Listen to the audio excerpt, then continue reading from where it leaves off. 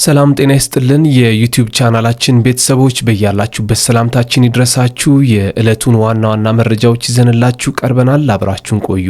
ለዩቲዩብ ቻናላችን አዲስ የሆናችሁ ቤተሰቦቻችን ሰብስክራይብ በማድረግ እንድትቀላቀሉን እንጋብዛለን። በቀጥታ ወደ መረጃዎቹ እናልፋለን።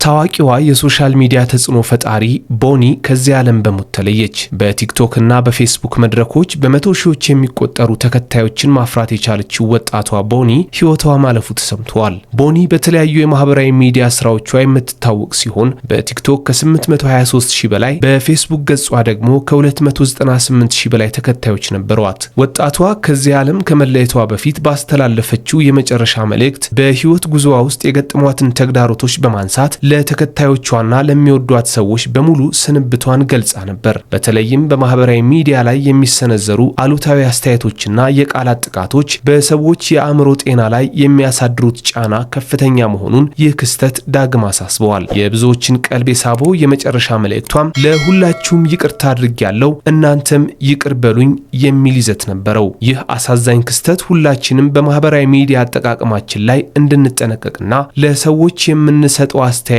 በህይወታቸው ላይ የሚያመጣውን ለውጥ እንድንገነዘብ ያደርጋል የሚሉ አስተያየቶች በርክተዋል። ለቤተሰቦቿ፣ ለቅርብ ወዳጆቿና ለተከታዮቿ በሙሉ መጽናናትን እንመኛለን። አርቲስቶቻችን ቀበጦች ናቸው፣ ይህንን ማወቅ አለባችሁ ሲሉ ጠቅላይ ሚኒስትሩ የተናገሩት ንግግር የብዙዎችን ትኩረት ስበዋል።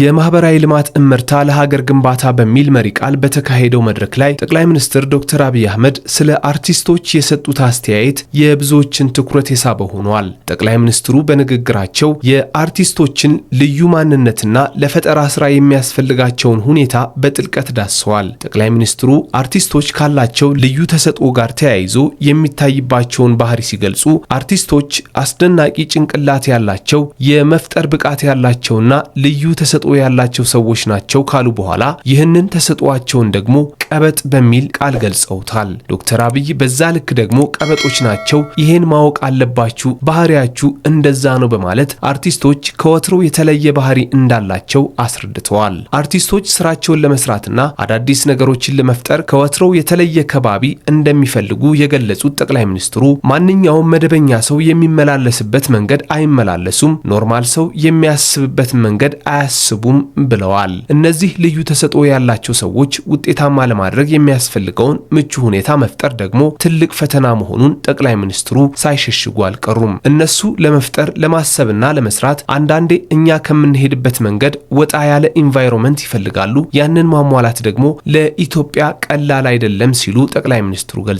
ይህ የጠቅላይ ሚኒስትሩ ንግግር በኪነ ጥበብ ባለሙያዎች ዘንድ ትልቅ ትኩረት ያገኘ ሲሆን በተለይም የኪነ ጥበብ ሰዎችን ልዩ ተፈጥሮ ተረድቶ አስፈላጊውን ድጋፍ ማድረግ ለሀገር ግንባታ ያለውን ፋይዳ ያመላከተ ነው ተብሏል። በሳውዲ አረቢያ ቢያንስ 65 ኢትዮጵያውያን ከአደንዛዥ እጽ ጋር በተገናኘ ወንጀል የሞት ቅጣት እንደሚያሰጋቸው ዓለም አቀፉ የሰብአዊ መብቶች ተቆርቋሪ ተቋም ሂዩማን ራይትስ ዎች አሳወቀ። የሳውዲ ባለስልጣናት እስከ ባለፈው ማክሰኞ ሚያዝያ 13 ቀን 2018 ዓ.ም ድረስ ሌሎች 3 ሰዎችን በስቅላት መቅጣታቸውንም ተቋሙ ያወጣው መግለጫ ያመላክታል። በሂዩማን ራይትስ ዎች የስደተኞችና የፍልሰተኞች መብት ከፍተኛ ተመራማሪ ናዲያ ሃርድማን ሳውዲ አረቢያ በመሰረታዊ የፍርድ ሂደት የመታደም መብት በመንፈግ በሞት ለመቅጣት መዘጋጀቷ ለፍልሰተኞች መብትና ሕይወት ክብር ያለመስጠትን ያንጸባርቃል ብለዋል። ባለሙያዋ የሳውዲ አረቢያ አጋሮች ጊዜው ከማለፉ በፊት በአፋጣኝ ጣልቃ እንዲገቡም ጠይቀዋል። ሂዩማን ራይትስ ዎች ሳውዲ አረቢያ አሲር ግዛት በሚገኘው ኻሚስ ሙሻይት እስር ቤት ስለሚገኙት 3 ታሳሪዎች መረጃ ያላቸውን 3 ሰዎችን ስለ ጉዳዩ መጠየቁን አመላክተዋል። 3ቱም እስረኞች በቅርቡ በሰሜን ኢትዮጵያ ትግራይ ክልል ጦርነት በነበረበት ወቅት የተሰደዱ መሆናቸውን ገልጸዋል። የሰብአዊ መብት ይዞታው አደገኛ በነበረበት በዚያን ወቅት በአስቸጋሪው የስደት መስመር በየመን በኩል ወደ ሳውዲ የገቡ መሆናቸውንም አመላክተዋል። ኢትዮጵያውያኑ ገንዘብ ለማግኘት ከየመን ወደ ሳውዲ ጫት መውሰዳቸውንም መረጃ ሰጪዎቹ ጠቁመዋል። ሆኖም ሳውዲ ውስጥ ጫት በወንጀል እንደሚያስጠይቅ እንደማያውቁም ተጠቅሷል። ከታሰሩ አንስቶ በአግባቡ ፍርድ ቤት እንዳልቀረቡ፣ በቀረቡበት አጋጣሚም አስተርጓሚ እንዳልነበራቸውና የተላለፈ የተላለፈባቸውን ፍርድ ምንነቱን እንዳልተረዱም ዘርዝሯል። ሆኖም በጸጥታ ኃይሎች መደብደባቸውንና ምንነቱን ያልተረዱት ሰነድ ላይ እንዲፈርሙ መገደዳቸውንም አስታውቀዋል። ሂዩማን ራይትስ ዎች የሚመለከታቸው መንግስታት ሳውዲ አረቢያ የሞት ቅጣቱን እንድታነሳ ግፊት እንዲያደርጉም አሳስበዋል። የትራንስፖርት አገልግሎት ወደ መደበኛ ሁኔታው መመለሱ ተሰምቷል። በመካከለኛው ምስራቅ በተከሰተው ግጭት ምክንያት በዓለም አቀፍ የነዳጅ ገበያ ላይ ተፈጥሮ የነበረው ጫና በኢትዮጵያ የናፍጣ አቅርቦት ላይ የ50 በመቶ ችግር አስከትሎ እንደነበር ይታወሳል።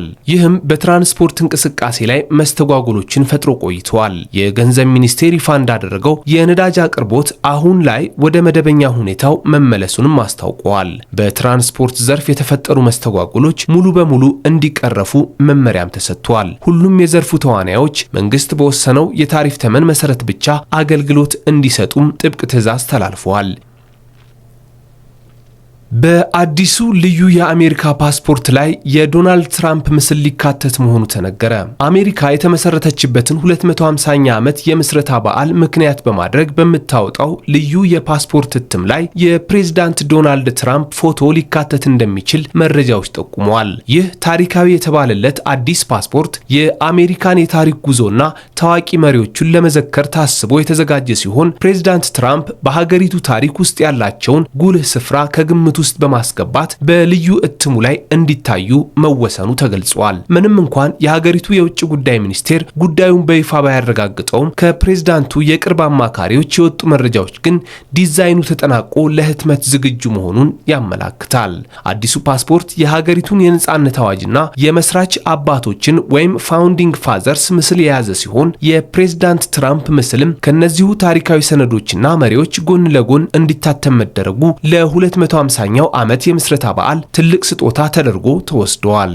ይህ ዜና እንደተለመደው በአሜሪካ የፖለቲካ ምህዳር ውስጥ የተለያዩ አስተያየቶችን እያስተናገደ ይገኛል። የፕሬዝዳንቱ ደጋፊዎች ውሳኔውን ታሪካዊና የሚገባቸው ዕውቅና ሲሉ የገለጹት ሲሆን የትራምፕ ተቃዋሚዎች በበኩላቸው እርምጃው አወዛጋቢ ሊሆን እንደሚችል ስጋታቸውን በመግለጽ ላይ ናቸው። ይህ ልዩ የፓስፖርት እትም በቅርቡ ለህዝብ ክፍት እንደሚሆን የሚጠበቅ ሲሆን የፕሬዝዳንቱ ምስል መካተት ፓስፖርቱን በሰብሳቢዎችና በተጓዦች ዘንድ ይበልጥ ተፈላጊ ያደርገዋል ተብሎም ታስቧል።